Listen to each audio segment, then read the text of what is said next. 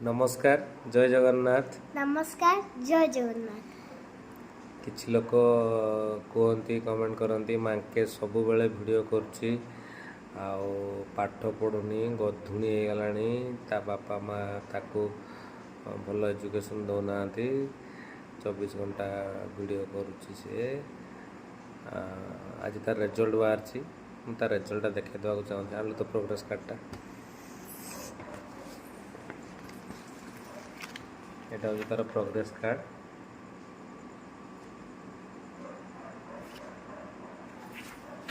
কেতে রখিଛୁ নম্বর এটি আসি কইদেলু কইদে তুই কইদে ସବୁରେ 100 ରଖିଛି। 196 93 100 ଦେଖା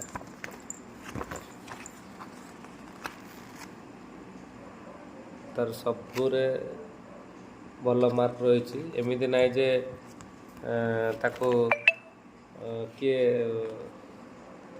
ସବୁ ଜାଗାରେ ତାର ରହିଛି। ଏମିତି କେହି ନାହିଁ ଯେ ତାକୁ ବଢ଼େଇକି ମାର୍କ ଦେଇଥିବେ ବା କହିକି ତାର ମାର୍କ ବଢ଼େଇ ଦେଇଥିବେ ଯେ ନାଇଁ ମାକେ ଭିଡ଼ିଓ କରୁଛି ତା ମାର୍କ ବଢ଼େଇ ଦେବ, ସେମିତି କେବେ ସ୍କୁଲରେ ହୁଏ ହିଁ ନାହିଁ। ତ ମୁଁ ଏଇ ଜିନିଷଟା କହିଦେବା ପାଇଁ ଚାହେଁ ଯେ ମାଙ୍କେ ବହୁତ କମ୍ ସମୟ ଭିଡ଼ିଓ करे, ବହୁତ ଅଳ୍ପ ସମୟରେ ଭିଡ଼ିଓର ଆଉଟପୁଟ୍ ବାହାରେ, ତାପରେ ତାର ପଢ଼ା ଉପରେ ଫୋକସ୍ ଥାଏ। ଆଉ ସିଏ ଯେଉଁ ଥରେ ପଢ଼ିଦିଏ ମନେ ରହିଯାଏ ଏବଂ ସେ ସେଟାକୁ ଭଲ ଭାବରେ ଏକ୍ଜାମ୍ରେ ଲେଖି ବି ପାରେ।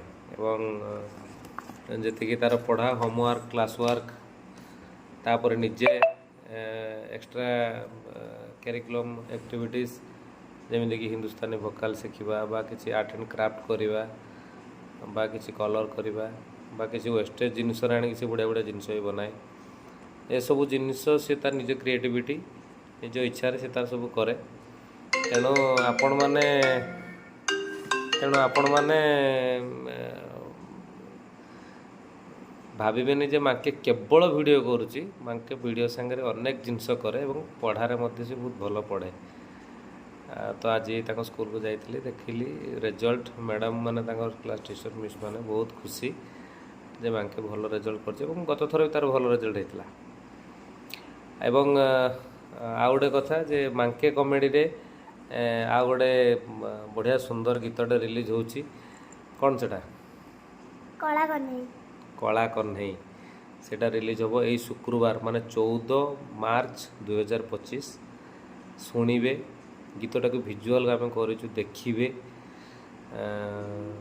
ତାର ଷ୍ଟୋରି କେମିତି ହେଇଛି, ତାର ମାନେ ଗୋଟେ ଗୀତ ଭିତରେ ଗୋଟେ ଭାବିଛୁ ଆମେ ଗୋଟେ ଓଭରଅଲ୍ ଗୋଟେ ହ୍ୟାଣ୍ଡିକ୍ୟାପ୍ଟର ଯେଉଁଟାକି ଡିଜେବୁଲ୍ ପର୍ସନ୍ ପିଲାମାନଙ୍କ ପାଇଁ ଯେଉଁ ଜିନିଷଟା ଆମେ ଦେଖାଇ ପାରିବୁ ସେ ଜିନିଷ ଆମେ ଦେଖାଇଛୁ। ନିଶ୍ଚିତ ଆପଣମାନଙ୍କୁ ଭଲ ଲାଗିବ। ଯଦି ବି ଗୋଟେ ଭୁଲ ଭଟକା ରହିଯାଇଥାଏ ଆପଣମାନେ ନିଶ୍ଚିତ ଆମକୁ ଜଣାଇବେ କମେଣ୍ଟ ଦ୍ୱାରା ବା ଫୋନ୍ ଦ୍ୱାରା। ଆଉ ଆଗକୁ ନିଶ୍ଚିତ ତାକୁ ଆମେ ସୁଧାରିକି ଛାଡ଼ିବୁ। ଆଉ ମାଙ୍କେ କେମିତି କରିଛି, ମାଙ୍କେ ସାଙ୍ଗରେ ଆଉ ଜଣେ ବି କୁନି କଳାକାର ସେଥିରେ ଅଛନ୍ତି ପୁପୁଲ ବୋଲି, ସେ ବି ଆମ ଟିମ୍ର ପିଲା, ଚିକୁର ପୁତୁରା ଆମର ପ୍ରଭାତର ପୁଅ। ତ ଦେଖିବେ ସିଏ ବଢ଼ିଆ ଆକ୍ଟିଂ କରିଛି, ମୋର ସାନ ବେଳର ଚରିତ୍ର ସିଏ ଗୋଟେ କରିଛି। ଆଉ ତା ସାଙ୍ଗରେ ମଧୁ ଅଛି ମୋର ଆନ୍ନା ଯେ, ଆଉ ତୃଷ୍ଣା ମା ଅଛନ୍ତି, ସପନ ଭାଇ ଅଛନ୍ତି, ଆନ୍ନା କମେଡ଼ି ପୁରା ଟିମ୍ ହେଲ୍ପ କରିଛନ୍ତି। ତା ସାଙ୍ଗରେ ଭରତ ଏଡ଼ିଟରରେ ଅଛି, କୃଷ୍ଣା ଭୁବନେଶ୍ୱରରୁ ଆସିଥିଲେ ଡିଓପିରେ ସିଏ ଅଛନ୍ତି।